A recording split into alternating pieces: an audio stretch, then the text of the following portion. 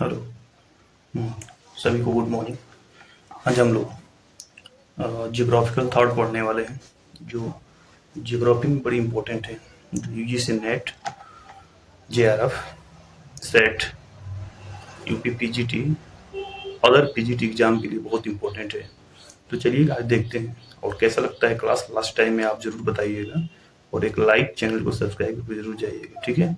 चलिए स्टार्ट करते हैं फर्स्ट क्लास अपना। थोड़ा सा इसे देखते हैं इसको हम लोग इस हिसाब से, ठीक है। कहाँ गया भाई?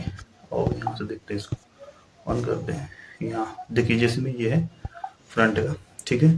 तो यूजीसी नेट जियोग्राफी भौगोलिक चिंतन है, ये जियोग्राफिकल थॉट है।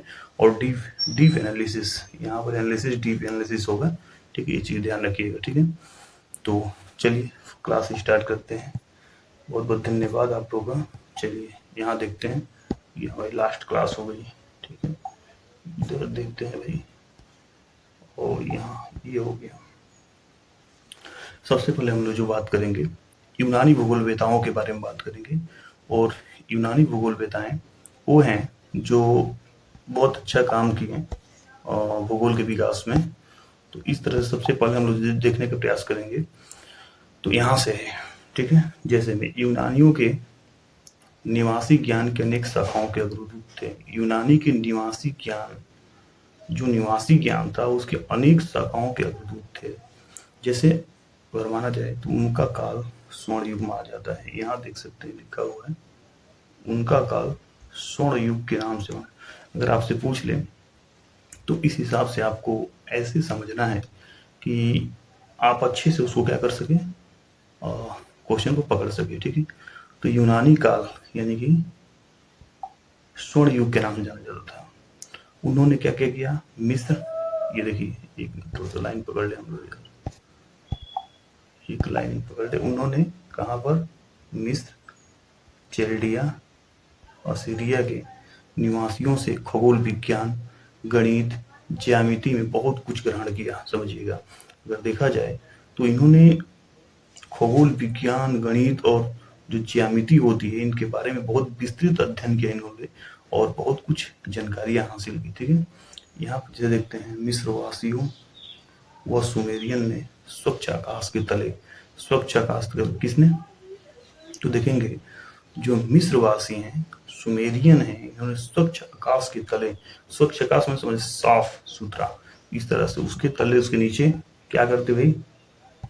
तो उसके नीचे उपजाऊ समतल मैदान, ब्रह्मांड के पिंडों की स्थिति व परिभ्रमण आदि के बारे में अनेक अवलोकनों द्वारा अपार ज्ञान अर्जित किया था। गजब का, मतलब छोटा पॉइंट है लेकिन इतना इसमें मोती जैसे पिरोया गया है, क्या बताया जाए। तो इसमें देखिए, उपजाऊ समतल मैदान, उपजाऊ समतल मैदान में ब्रह्मांड के पिंडों की स्थिति, ब्रह्मांड के पिंडों की स्थिति, परिभ्रमण आदि के बारे में अनेक अवलोकनों द्वारा अपार ज्ञान अर्जित किया था। किसने? बताइए, यूनानियों ने, ठीक है। अब देखिए भौगोलिक ज्ञान, जो देखते हैं आप, जो भौगोलिक ज्ञान यूनानी एजियन सागर से घिरे देशों द्वीपों तक ही सीमित बना था। मतलब जो भौगोलिक ज्ञान था यूनानियों का, वो एजियन सागर, जो वहां पर सागर था, उस उसका नाम क्या था? एजियन। तो एजियन सागर से घिरे देशों व द्वीपों तक ही सीमित बना था, ठीक है। ये चीज ध्यान रखिए, बस वहीं तक सीमित बना था। इसके आगे जस्ट हम लोग देखते हैं, इस हिसाब से हो गया। यहाँ यूनान की दोनों ओर एजियन सागर से घिरी स्थिति, यूनान के दोनों ओर कौन सा सागर घिरा था? एजियन सागर। अगर यहाँ कैसे भी घुमाए आपको, इस चीज को पकड़ना है, ठीक है। अगर कैसे भी टिपिकल क्वेश्चन भी बने, इस चीज को समझना है। यूनान की दोनों ओर एजियन सागर से घिरे स्थिति भौगोलिक ज्ञान अर्जन के लिए लाभदायक बनी थी, समझ रहे हैं। तो भौगोलिक ज्ञान के लिए जो एजियन सागर था, ये बहुत अच्छा क्या कर रहा था? एक तरह का बेनिफिट दे रहा था, ठीक है। ये चीज समझ रहे हैं। आगे देखते हैं, यूनान पहाड़ी और असमतल देश है। यूनान जो अधिकतर है पहाड़ी देश है, माउंटेन्स, ठीक है। और इसका जो मैदान है ये समतल नहीं है, असमतल है, ठीक है। इस प्रकार का ये देश है। बात समझ में आ रही? शीतकाल में इसकी अनेक पहाड़ी चोटियां हिमाच्छादित बन जाती है, माने कि ग्लेशियर से, हिम से, बर्फ से क्या होती है, पूरी तरह से ढक जाती है। ये चीज आप समझ रहे होंगे। इसकी अनेक जलधाराएं पहाड़ियों से कूदती फादती तीव्र तीव्र वेग से, इसकी जो जलधाराएं हैं, जो इसके जलधाराएं हैं, ये पहाड़ियों से क्या होती हैं, नीचे उतरती हैं, कूदती फादती आगे क्या करती हैं, तटों से टकराते हुए आगे बढ़ जाती हैं। ये चीज भी समझ रहे होंगे आप लोग।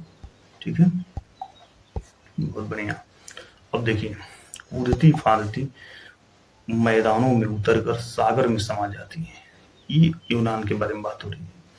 यहाँ के अनेक जल संयोजक स्टेट्स अंतरीपों ने भूमि में प्रवेश कर तटीय रेखा को अत्यधिक कटा-फटा बना दिया है। ये चीज बस अंडरस्टैंडिंग के लिए समझना है। ठीक है, जैसे इसके आगे बढ़ते हैं इस हिसाब से, तो यहाँ देखते हैं यहाँ पर क्या दे रखा है। यहाँ पर इम्पोर्टेंट बात यह है कि पोताश्रय बंदरगाहों के विकास में सहायक है। प्राकृतिक पर्यावरण में निवास लेने भू आकृति विज्ञान, देखिए प्राकृतिक पर्यावरण में निवास लेने भू आकृति विज्ञान, क्या क्या यहाँ भू आकृति विज्ञान, जलवायु विज्ञान और महासागर विज्ञान में अभूतपूर्व ज्ञान अर्जन उपलब्ध कराया। समझिए, अभूतपूर्व ज्ञान अर्जन उपलब्ध कराता है। ये चीज यहाँ समझ रहे होंगे। दूसरी बात, यूनान पृथ्वी की भूकंपीय पेटी में स्थित है। अगर आपसे हम पूछ लें कि जो ये यूनान है आपका, ये कहाँ स्थित है, तो ये भूकंपीय पेटी में स्थित है। ठीक है, ये बात आप समझ रहे होंगे। किस पेटी में स्थित है? भूकंपीय पेटी में स्थित है। यूनान पृथ्वी की भूकंपीय पेटी में स्थित है। ये एग्जाम के दृष्टि बस समझने के लिए, कोई यहाँ से क्वेश्चन इस तरह से बनने वाला नहीं है, बस थोड़ा समझाने के लिए इसमें क्या क्या कंटेंट डाल रखे हैं इसमें। ठीक है, जस्ट इसके आगे बढ़ते हैं। अब देखिए यहाँ दे रखा है, यहाँ अनेक गर्म जल धाराएं, यहाँ अनेक गर्म जल स्रोतों के स्थल तथा ज्वालामुखी हैं। कुछ तो इन्हें दैविक मान बैठते हैं लोग, हाँ दैविक मान बैठते हैं। ठीक है, ईश्वरीय चीजों से इसको जोड़ने का प्रयास करते हैं, परंतु अन्य विद्वानों ने इन्हें वैज्ञानिक तर्क द्वारा समझाने का भी प्रयास किया है। ऐसा नहीं है, कुछ विद्वानों ने इसको समझाने का भी प्रयास किया है।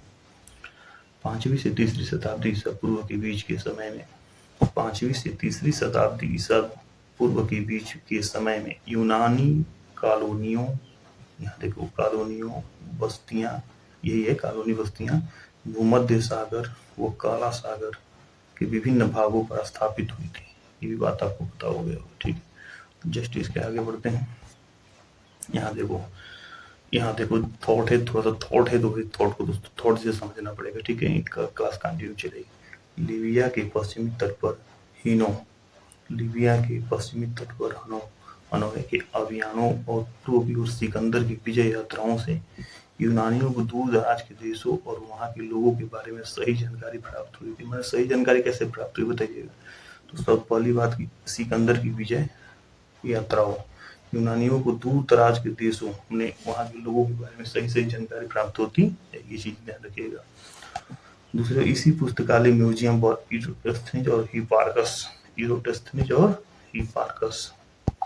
ने अपने वैज्ञानिक अवलोकनों से पृथ्वी के आकार, आकृति व परिधि के बारे में निष्कर्ष निकाले थे। ध्यान रखिए, बहुत बढ़िया। ठीक है, जिस चीज आगे बढ़ते हैं, तो यहाँ इस हिसाब से देखेंगे, तो यहाँ पर हम देखने का प्रयास करेंगे कि फोनिशियन वासी, यूनानी के बाद फोनिशियन वासी आते हैं। इनके बारे में हम लोग देखने का प्रयास करेंगे। जैसे यहूदियों, यहाँ तो यहूदियों मिस्र वासियों के पश्चात जो यहूदी थे और मिस्रवासी थे, उनके बाद फोनिशियनों के, ठीक है, फोनिशियनों के नाविकों की संस्कृति का भौगोलिक ज्ञान के बारे में क्या होता है, जानकारी मिलती है और विशेष योगदान देते हैं ये लोग। उन्होंने एशियाई कोचक तटीय तुर्की, लेबनान, सीरिया, फिलिस्तीन, इजराइल पर अधिकार कर लिया।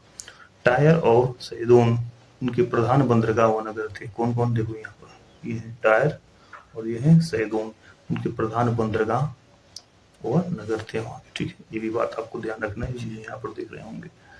ठीक है, अच्छा इसके बाद आता है गैडिस आते हैं इसके बाद। तो गैडिसों को 1100 ईसा पूर्व में ही उन्होंने स्थापित किया। जबकि कार्थेज, आधुनिक ट्यूनिस के निकट और यूटिका नगरों की स्थापना। लीबिया के उत्तरी तट पर लगभग 813 ईसा पूर्व में फोनीशियनों की कॉलोनियां व्यापारिक बस्तियों के रूप में थी। ये बात कंफर्म होती है। ठीक है, आगे बढ़ते हैं। इस प्रकार फोनीशियनों को भौगोलिक ज्ञान का प्रथम धनी माना जाता था। इस प्रकार फोनीशियनों को भौगोलिक ज्ञान का प्रथम धनी माना जाता था। ठीक है, परंतु उनकी नीतियां व गतिविधियां संकुचित थी। देखिए ध्यान से, नीतियां और गतिविधियां कैसी थी? संकुचित थी। नीतियां और गतिविधियां कैसी थी? संकुचित थी एवं स्वार्थ से भरी थी। वे रहस्यमयी और गुप्त नीतियों वाले व्यापारी थे। ये भी बात याद रखिए, फोनीशियन राशि की बात हो रही है। रहस्यमयी और गुप्त वाले व्यापारी थे, अतः वे दूसरे आसपास के क्षेत्रों और व्यापारिक केंद्रों से संवाद, संचार, सूचनाओं का आदान प्रदान नहीं करते थे। ये भी बात ध्यान रखिएगा कि व्यापारिक केंद्रों से संवाद माने बातचीत, संचार, सूचना पहुंचाना। ठीक है, सूचनाओं का आदान प्रदान ये नहीं करते थे। बात ध्यान। ठीक है, जस्ट आगे बढ़ते हैं। दूर दराज के द्वीपों और क्षेत्रों से प्राप्त व्यापारिक ज्ञान और सूचनाओं को अपने तक ही सीमित रखते थे। दूर दराज के द्वीपों और क्षेत्रों से प्राप्त व्यापारिक ज्ञान और सूचनाओं को अपने तक ही सीमित रखते थे। ठीक है, कौन? फोनीशियन मसीह। ठीक है, चलिए, तो ये चीजें यहाँ समाप्त होती है और ज्यादा हमने वीडियो बड़ा बनाने का प्रयास नहीं किया, छोटा छोटा वीडियो आपके सामने लेकर के आए और सारे कंटेंट इसमें मिलेंगे भौगोलिक चिंतन से। और ये यूजीसी नेट और जेआरएफ और पीजीटी के लिए बहुत इंपॉर्टेंट है, समझिए। ये सिलेबस के अकॉर्डिंग हम लेके चलेंगे इसको और कंप्लीट सिलेबस आपके सामने होगा। ठीक है, कंप्लीट सिलेबस आपके सामने यहाँ पर देखने को मिलेगा। ठीक है, और डीप एनालिसिस होगा। जो एनालिसिस होगा कैसा होगा? डीप होगा, और डीपली हम लोग इसको पढ़ने का प्रयास करेंगे। और ये पहला क्लास है हमारा, इसलिए आपको बहुत बहुत धन्यवाद आप लोग को देखने के लिए। और इसको एक लाइक करिएगा, चैनल को सब्सक्राइब करिएगा कि जो भी सूचनाएं होंगी आपके सामने हम क्या करेंगे? रिप्रेजेंट करेंगे ला करके। थैंक यू, बहुत बहुत धन्यवाद।